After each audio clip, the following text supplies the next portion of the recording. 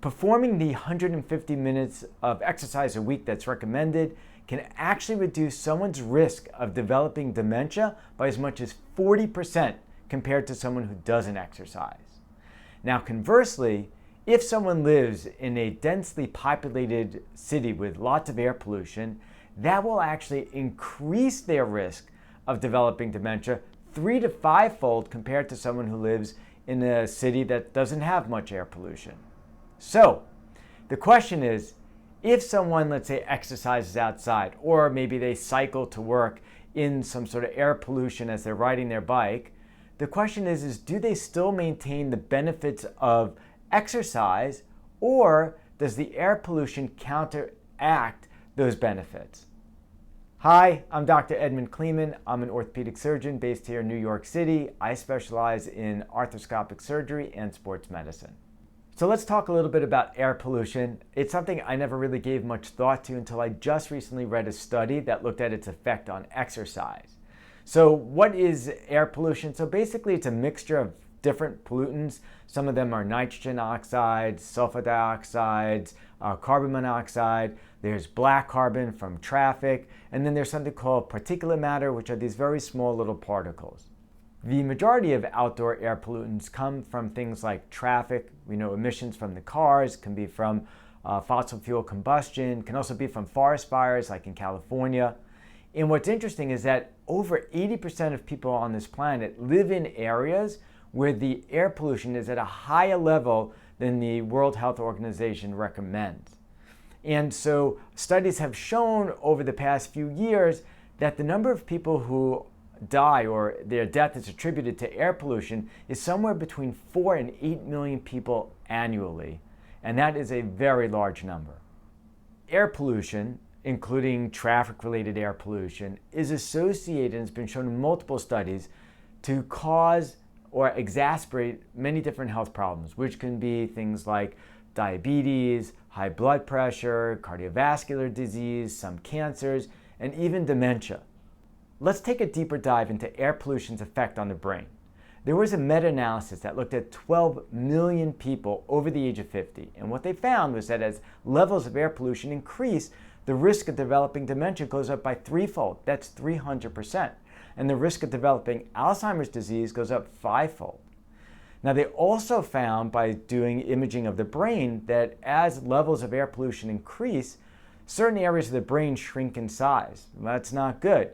And they also found that there are certain brain infarcts that can occur at about a 40% higher level as the risk of air pollution is going up.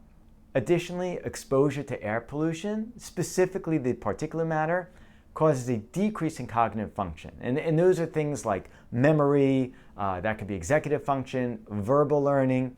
So there's an accelerated pace of this cognitive decline. Some studies show that it can be as much as if though someone had aged 5 years.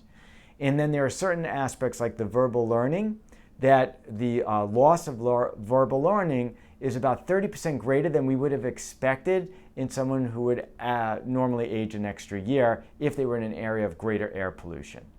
So where do people come into contact with air pollution? Mostly it's from traffic. So when people are, let's say, running on the street or cycling or maybe even walking to a lesser extent, they're going to come into contact with high levels of pollution because of the emissions from the cars. One study from Minneapolis found that 30% of cycling occurred on high traffic, high polluted streets, and 50% of pedestrians were on similar streets as well. The good news, the traffic-related air pollution levels steeply decline as we move away from the cars. And so we can reduce by 10 times the level of black carbon someone comes into contact by moving 10 meters away from the cars. Similarly, shifting cyclists and runners and pedestrians away from, let's say, a high traffic, high pollution street, even 1 block away, can reduce their levels of exposure to this air pollution by 20%. And similarly, even just crossing the street on a busy road away from where most of the cars are can also reduce your exposure by 20% to this black carbon. So if you're going to choose an area outside to exercise or cycle or even try to walk to work, if you could find a place that's either a low traffic street quiet. Or let's say you can find a local park, so here in New York, Central Park, if you can go through the park where you're separated from the traffic and you have the green vegetation and the trees that can block away the pollution, is going to help dramatically decrease your exposure to the pollution while doing the exercise. As we know, both air pollution and being physically inactive increase the risk of people dying, increase the risk of other health issues such as diabetes, high blood pressure, cardiovascular disease, cancers, dementia, and a host of others. Now, the good news is that being physically active, doing exercise, helps reduce all of those risks. But here's the issue, is that as people are exercising, and let's say they're exercising outside, you have an increased rate of breathing. So you're breathing deeper and faster because you need to get more oxygen into your system. But as you're doing this deeper and faster breathing, you're pulling in more of the air pollution into your system. So there's a theoretical trade-off then between doing exercise outside and living in a city that has air pollution.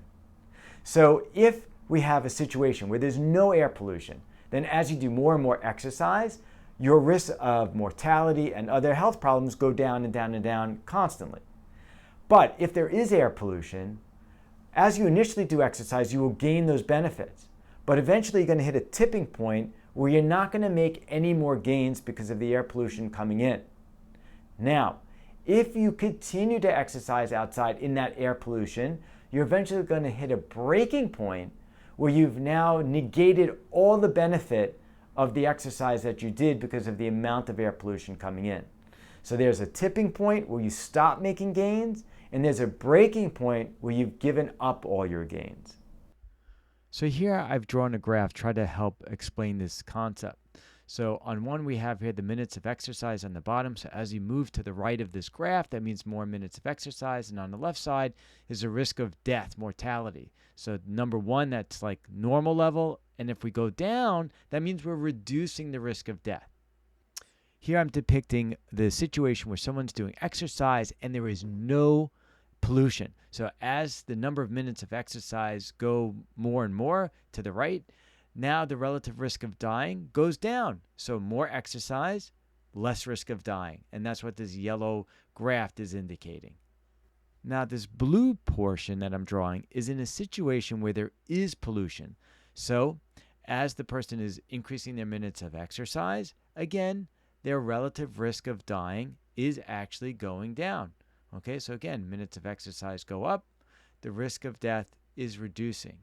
Okay, however, we run into a different situation here, where this is now what's called the tipping point.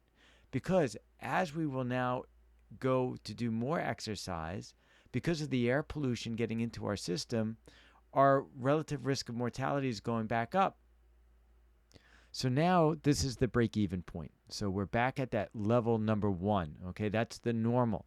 So here we see that we're back where we started. As we increase the amount of exercise in a polluted environment, as we spend an enormous amount of time outside doing exercise, it now balances off. The benefits of exercise have been wiped out by the amount of pollution. So where we had reduced it, we're back to where we started.